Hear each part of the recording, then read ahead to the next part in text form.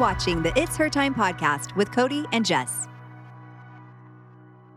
Hi, welcome back to the It's Her Time podcast. My name is Cody Sanders, and I'm a holistic health practitioner and functional nutritionist and the host of the show. And today we are going to talk all about PCOS. September is PCOS Awareness Month. I love going into deep dives on PCOS because I know our community, we have a lot of you girls out there that have PCOS and are always looking for more education, more understanding about how you can support your body's health and wellness and all of that. And so we're going to talk today specifically about what the best diet is for PCOS. So polycystic ovarian syndrome, or PCOS, is a condition that can benefit greatly from diet and lifestyle therapies. In this episode, we're going to discuss, like I said, all of the best diet tips that we can give you for PCOS, which should be a big part of your treatment approach to this complex condition. Often, once diagnosed with PCOS, the initial treatment options include things like hormonal birth control, metformin, or even antibiotics that can help to fight acne. While all of these can be beneficial for some women, they are often not enough to manage all of those PCOS symptoms. So we're going to get into all of this in this episode. But before we do, let's join Jess for a Mixhers Girl Say. We've all been there. We've all had those days where you just need to turn on some music and let it out. Either you're screaming because something bad happened to you at work or with friends. Never at work. Never at work. Only in celebration. Yeah. But yeah, emotions can be high and music can just be where you just let it out. Do you have off the top of your head a song? Well, I mean, it just depends on what you're letting out. Like if I'm trying to let out frustration, I am a heavy metal girl. I love really loud, hard rock. Oh, yeah. And I love lots of swear words in the song. The more swear words, the better. The better I feel. When you're just in that mood, and you're feeling all angsty. Yes. And you just, it's just, Yep. I agree with you. I'm not super into like heavy metal, hard rock, obviously, with my hand. But it's fun because a few of the moms here at work, we actually totally relate to each other because we're so into hip hop. And so we're like, a few of the girls on the customer service team, we always laugh about us being these moms that are like, kids are in the back and we're like in our AirPods or something, like totally listening to hip hop. Anyway, so that's one thing. However, one I totally relate to on this, and I'm like, yes, is man, I feel like a woman. Man. Okay, have you seen those memes about Shania Twain? And it's like, when you want to kick the door off its hinges. Oh, I and love it's like that the one. song just makes you like, Just gives you the power. Yes. Like, you feel it. Yep. You hear that song. So other songs, I want to dance with somebody. That's a fun, That's like that's a celebration. fun- I'm in a good mood. Yeah. And then Mamma Mia. That's like my mom. She That's, likes Mamma Mia. Breakaway by Kelly Clarkson. That's a good one. What is that? Sing it to me. Oh, help.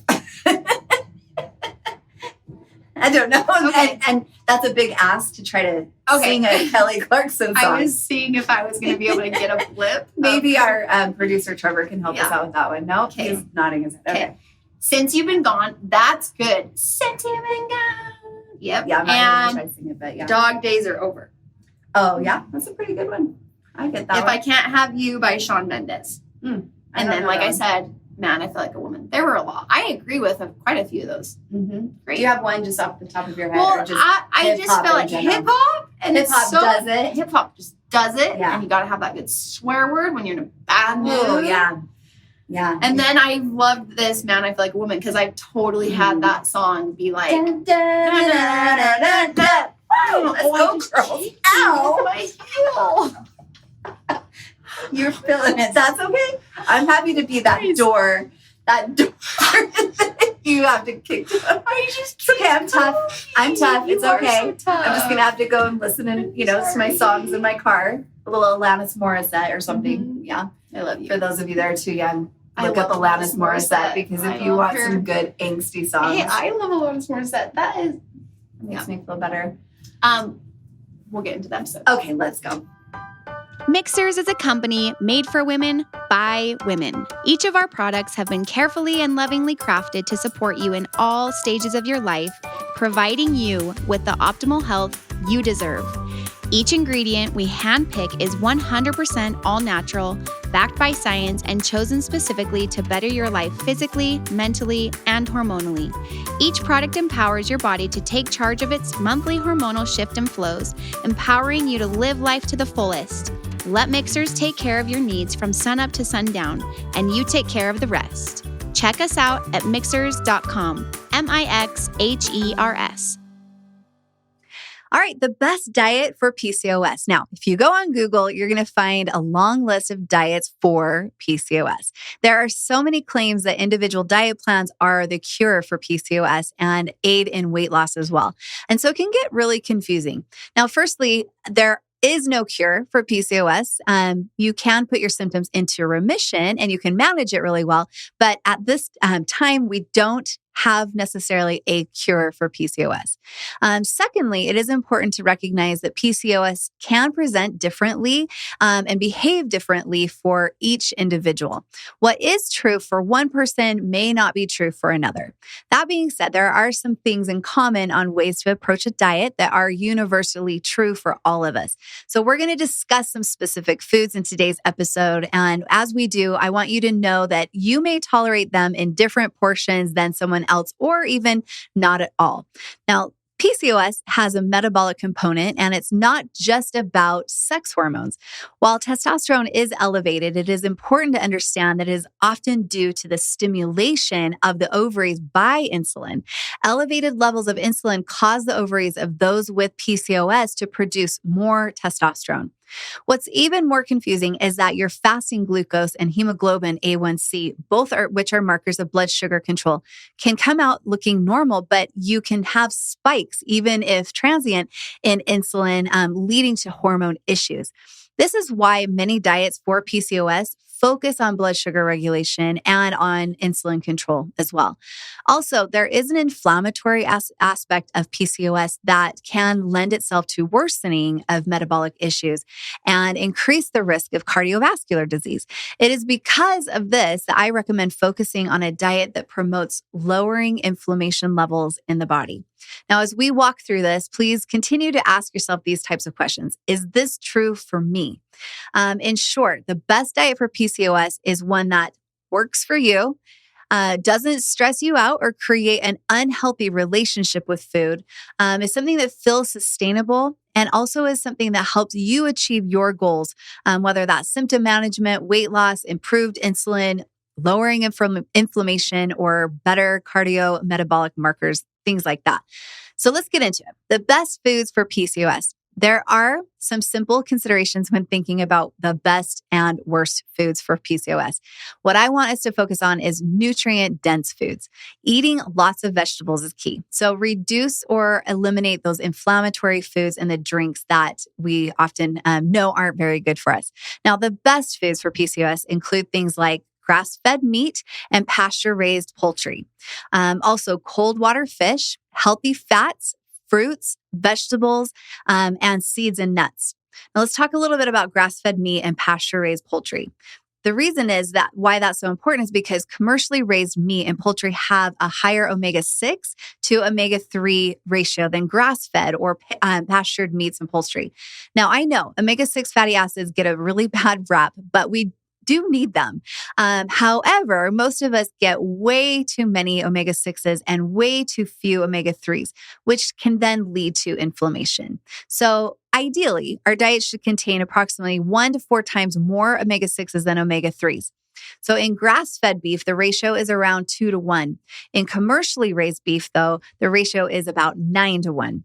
Since omega-6 fatty acids can be inflammatory in excess, eating conventionally raised meat can really cause more inflammation, which also exacerbates PCOS symptoms. So if you are going to eat meat, what I'm going to suggest is that you try to select the highest quality as often as you possibly can. You may not have access to this readily available to you, which may mean that you want to focus on more plants in your diet instead. Now let's talk about cold water fish. Cold water fish like salmon are a great source of omega-3s. They're also a really great source of vitamin D, which so many of us are lacking in. They're also a great source of protein as well. Salmon is probably the best known fatty fish, but other fatty fishes include things like mackerel or tuna, anchovies, sardines, and trout, just to name a few.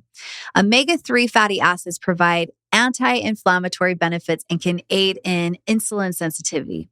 There was a study done, it was an animal study that found that pairing omega-3 fatty acids with a low carbohydrate diet helped in the control of PCOS symptoms, including reducing testosterone. Unfortunately, the larger fish, usually the predators like tuna, contain higher mercury levels. So you want to eat them in moderation or just swap them for smaller fish like sardines, which are often lower in mercury. Another way to balance your omega-3 to omega-6 ratio is to take an omega-3 supplement.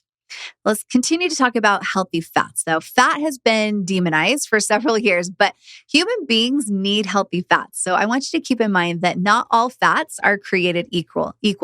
Healthy fats include monounsaturated fats, polyunsaturated fats, and essential fatty acids. The fat you want to stay away from at all costs are trans fats. Fat helps with stabilizing blood sugar, and it helps to keep us feeling full for a lot longer. And it's also known to help aid in weight loss. There was another small study that was done that compared low fat versus high fat diets in women with PCOS. And it found that after 8 weeks, the higher fat diet resulted in greater weight loss. The low fat diet resulted in a loss of lean body mass or muscle.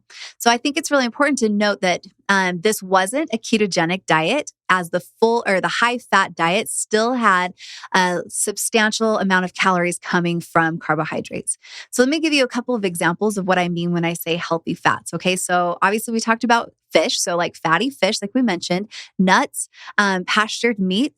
Seeds are a great source, avocados and avocado oil, and you want to look for cold pressed and unrefined. Also the same thing with coconut oil, look for cold pressed and unrefined, and olive oil. Same thing, cold pressed, unrefined. And then there's also ghee that's also considered a healthy fat.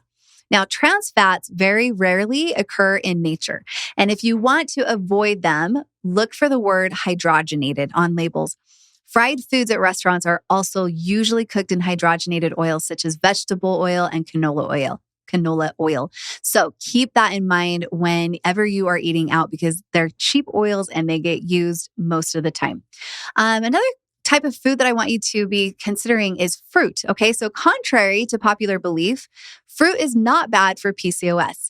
Now, fruits contain several vitamins, antioxidants, minerals, and a lot of fiber, all of which support better health.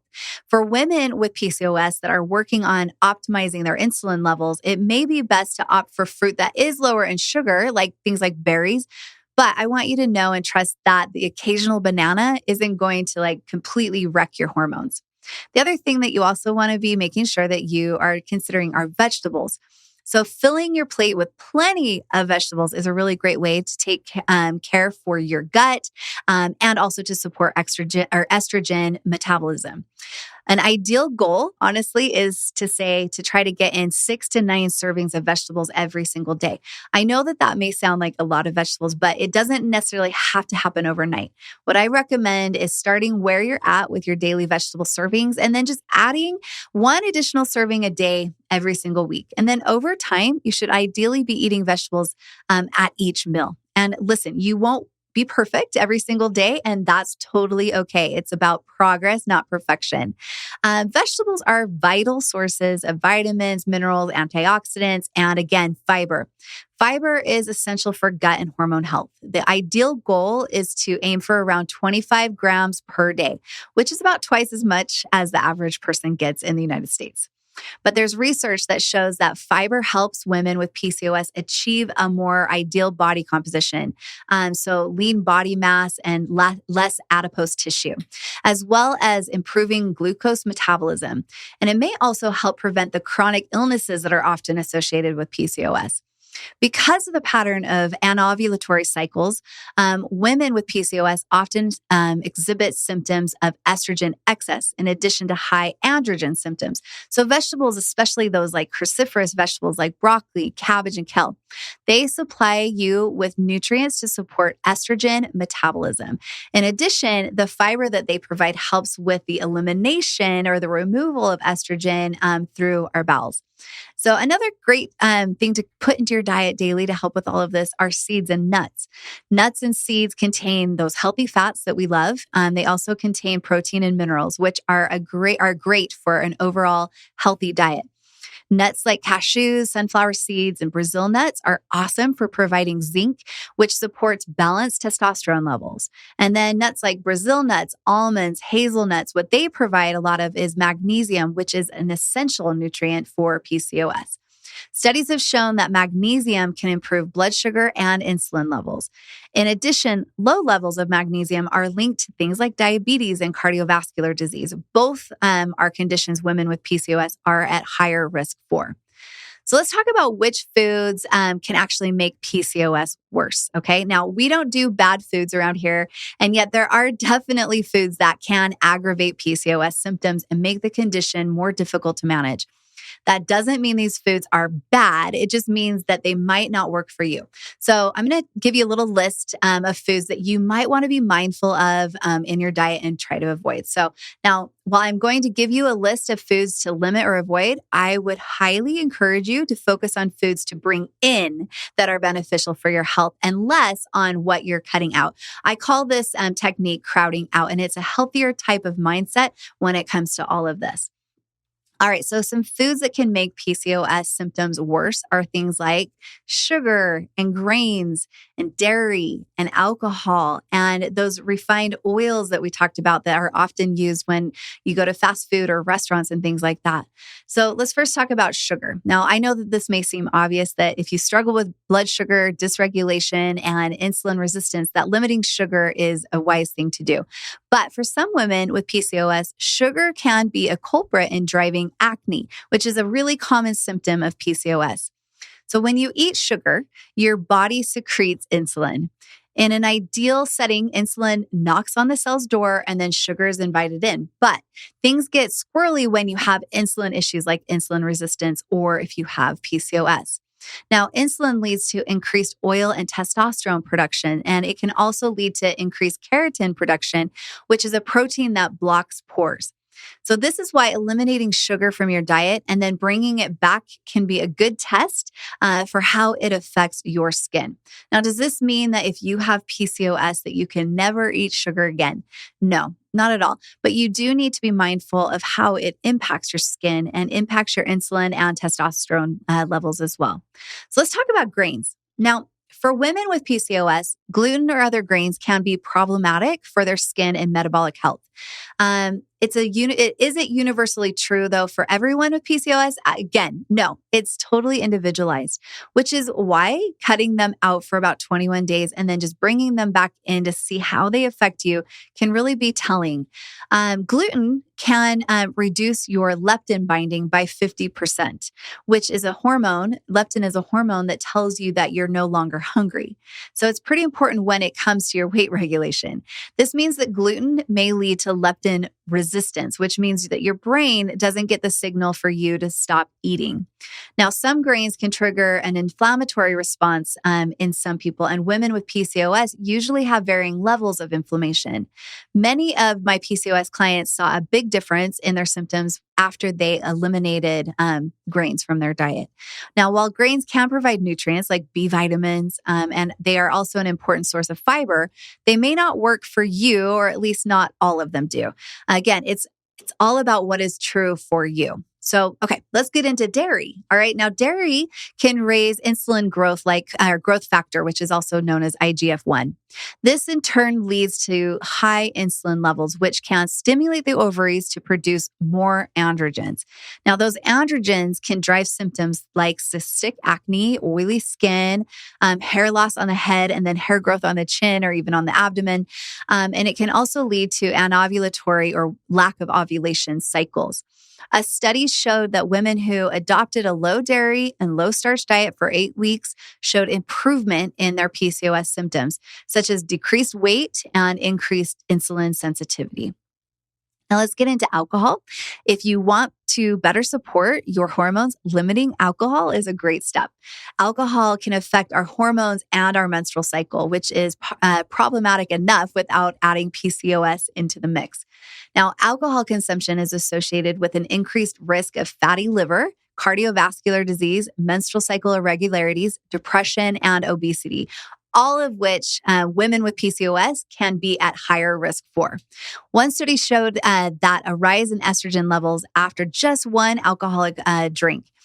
If estrogen dominance is a problem for you, this is especially important to take note of. All right, let's get into the refined oils now. So refined oils such as vegetable oil, soybean oil, canola oil, offer a disproportionate amount of omega-6 fatty acids compared to omega-3s, like we've talked about. Since the majority of us do not get enough omega-3s, adding even more omega-6s is what causes that really big problem. So you'll often find higher amounts of omega-6 promoting oils in processed foods. This is why focusing on a whole foods diet is an easy way to improve your omega-6 intake and support healthy levels of inflammation. When omega-6s are in excess, they can cause inflammation. So aim for like cold pressed, unrefined oils such as coconut, olive, and avocado oil. And then keep in mind that some oils work better at higher temperatures than others do as well. All right, so now let's talk about what the best diet is for PCOS. Now, the answer is about what is true for you and may take some trial and error to get there, to figure out what exactly works best for you. So I hope this episode at least helps guide you in making choices that help you to discover what works best for you. And I hope that you remember that even with the best diet and lifestyle practices, we sometimes do require additional support from supplements or even from some medication. So I highly recommend Her Time Extra Strength for all of you PCOS gals out there, because so many of you have written in that have PCOS have told me that, and our company, that using Her Time Extra Strength on a consistent basis has made the biggest difference for you and has eliminated a lot of those debilitating symptoms. And then any of you that are dealing with extreme hormone imbalance issues that are like PCOS, if you have endometriosis, PMDD, the list can go on. I also still recommend Her Time Extra Strength, and taking it consistently is key. I also am going to recommend that you do some shopping around and then find a practitioner that really understands that there are different types of PCOS. I've done a podcast episode on that as well. And I want to make sure that these practitioners have a really good grasp on diet and lifestyle strategies that are most beneficial for you, because it's really important for them to take a whole approach when it comes to helping you with your PCOS. And addressing the root cause is really key here, not just giving you a prescription to just, to help with some of the symptoms. All right. So thanks as always for listening in again and joining me for another episode of the It's Her Time podcast. I absolutely love having you here. I hope that you can join us every single week and that you will share this podcast with the girls in your life. We love it and we appreciate it so much when you do. All right, ladies, keep being your own best health advocates. I am super proud of every one of you. Until next time, I hope you have a very happy and healthy week. Bye.